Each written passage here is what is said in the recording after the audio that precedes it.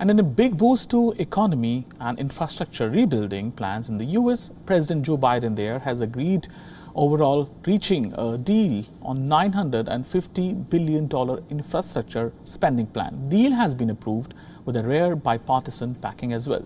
The senators have agreed on a $973 billion package over 5 years with some $559 billion in new funding. The plan will likely unlock the most funding for roads, bridges and ports in decades. We have a deal, and I think it's really important. We've all agreed that none of us got what we wanted.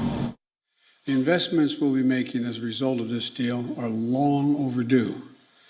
They'll put Americans to work in good-paying jobs, repairing our roads and our bridges. They'll deliver high-speed internet to every American home, bringing down the price that people pay now for internet service. And they'll close the American digital divide, as been driven home by every mother and father with a child at home during the COVID crisis. The $1.2 trillion framework includes $579 billion in new spending on major investments in the power grid, broadband, internet services, and passenger and freight rail.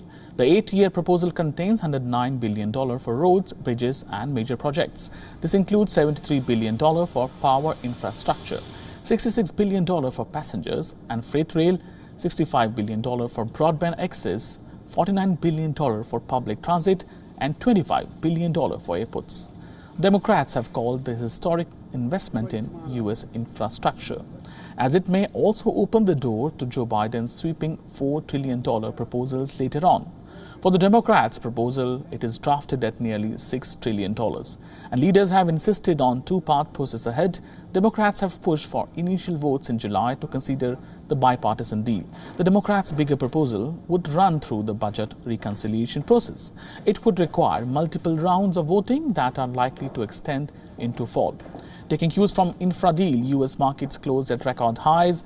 Dow Jones Industrial Average ended up 1%, up with strong gains by industrial and financial companies. S&P 500 and Nasdaq, they also finished at fresh record highs. WION now available in your country. Download the app and get all the news on the move.